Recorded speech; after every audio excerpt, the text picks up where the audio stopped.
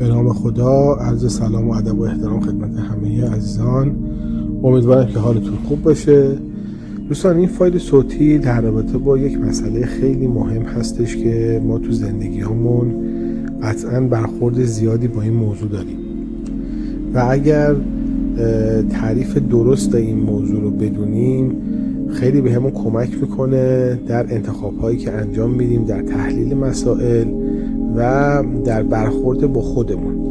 ببینید دوستان، ما باید تفاوت تقصیر و مسئولیت رو دقیق متوجه بشیم. این که هر اتفاقی که توی زندگی ما میفته الزاماً تقصیر ما نیست، یا به عبارت دیگه ما مقصر 100% اون موضوع نیستیم. شما فرض کنید توی پیاده رو یه شخصی داره راه میره و یک ماشینی منحرف میشه و میخوره بهش و این بنده خدا فرض کنید که حالا پاش میشکنه، درگیر میشه، اتفاقاتی براش میفته.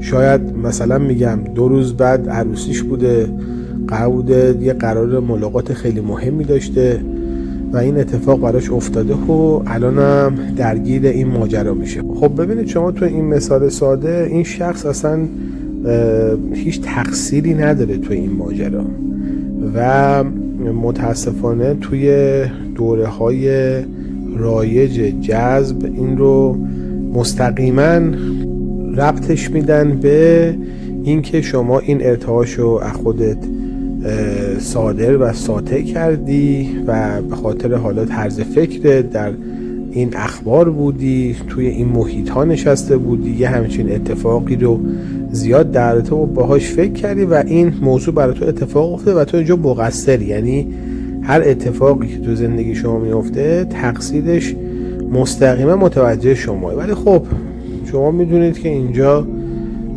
این تقصیر با این فرد نبوده و دوستان همه اتفاقات زندگی ما، من برای چندمین بار توی این فایل های صوتی این قضیه رو به شما بگم که همه اتفاقات زندگی تقصیر ما نیست، به خاطر انتخاب های آگاهانه ما نیستش، به خاطر ارتعاش ما نیستش، به خاطر طرز فکر ما نیستش. پس از این وادی ما باید اول بیایم بیرون.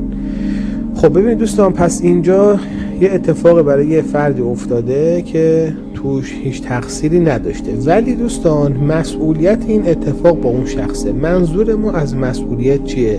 منظور ما از مسئولیت واکنش آگاهانه‌ای هستش که اون شخص نسبت به اون اتفاق انجام میده.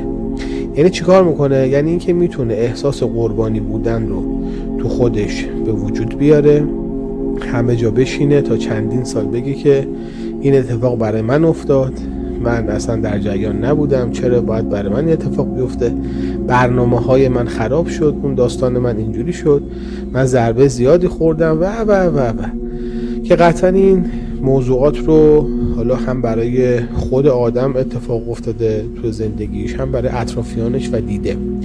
آدم هایی که تا سالیان سال از یه اتفاقی هی صحبت میکنن و احساس قربانی بودن دارن، احساس میکنن حقشون اونجا خورده شده، اتفاقی براشون افتاده که نباید میافتاده و اگرم نگاه بکنید مثلا میگن چرا برای من باید این اتفاق بیفته.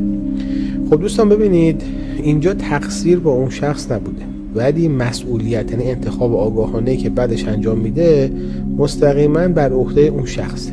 هر اتفاقی که توی زندگی ما میفته دوستان مسئولیتش با خود ماست. منظور ما هم از مسئولیت انتخاب آگاهانه‌ایه که در قبال اون موضوع ما انجام میدیم و اتفاقا خیلی وقتی که بهش آدم فکر میکنه، نگاه میکنه، ببینه که این اراده‌ای که به انسان داده شده، این قدرت انتخابی که به انسان داده شده که میتونه توی این شرایط انتخاب خودش رو انجام بده، این که بتونه انتخاب آگاهانه خوبی انجام بده و از دل ماجرا برای رشد خودش، برای تقویت یک موضوعی تو خودش، برای فهمیدن یک درسی تو خودش استفاده بکنه، چقدر در آینده بهش کمک میکنه. ببین دوستان، من توی 1-2 تا وایس دیگه هم خدمتتون این موضوع گفته بودم که زندگی یک سفر روحیه. یعنی ما در یک سفری، در یک مسیری قرار داریم و توی این مسیر برای ما اتفاقات و چالش‌های زیادی به وجود میاد. هر چقدر شما آدم خوبی باشید، هر چقدر آدم مثبتی باشید، ارتعاش خوبی بدین، اتفاقات و چالش‌ها تو زندگی همه آدم‌ها هستش و شیرینی و جای هیجان انگیز ماجرا هم همینه که ما با انتخاب‌های آگاهانه‌ای که تو این راستا انجام میدیم در جهت رشد روحی خودمون، رشد شخصیتی خودمون و شکوفا کردن استعدادهای خودمون گام برمیداریم. ببینید دوستان، مثلا یک شخصی، من اینو توی یه وایس دیگه هم خدمتتون گفته بودم، مثلا یک شخصی بیماری قند داره. از این افراد الان من زیاد میبینم توی اینستاگرام. این بیماری قندشون رو تونستن هم خودشون کنترل بکنن، هم به یک تناسب اندامی برسن و هم الان از همون راه دارن برای آموزش به افراد دیگه استفاده میکنن. یعنی از دل یک چالشی، یک اتفاقی که شاید خیلی ها بگن چرا مثلا این ژن باید تو من باشه، چرا مثلا این ارث از پدر و مادر باید به من برسه، چرا من بین مثلا بقیه این مشکل دارم، این مورد دارم و خب از اون برم میبینیم که خیلی افراد از این مشکلی که چالشی که حالا مثلا تو سلامتی براشون به وجود میاد استفاده میکنن و در جهت آموزش به دیگران، افزایش آگاهی بقیه استفاده میکنن.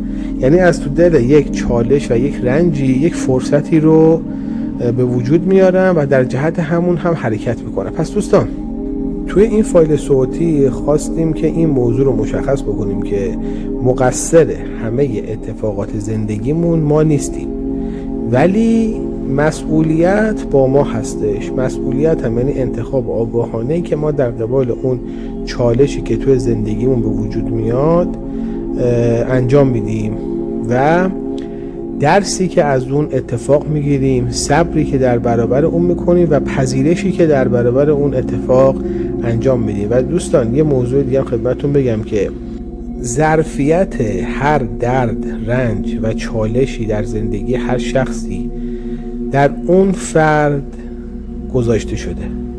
یعنی اگر اتفاقی برای هر کدوم از ما میفته، بدونیم که ظرفیتشو خداوند متعال در وجود ما قرار داده و ما فقط باید بگردیم و اون ظرفیت رو شکوفا بکنیم، اون ظرفیت رو استفاده بکنیم. دوستان، زندگی همیشه چالش داره، ولی این که ما چجوری با این چالش برخورد بکنیم، چه نگاهی داشته باشیم، قطعاً در ادامه روند زندگیمون بسیار تاثیرگذاره و میتونه باعث رشد و متعالی شدن روح و ذهن و فکر ما بشه.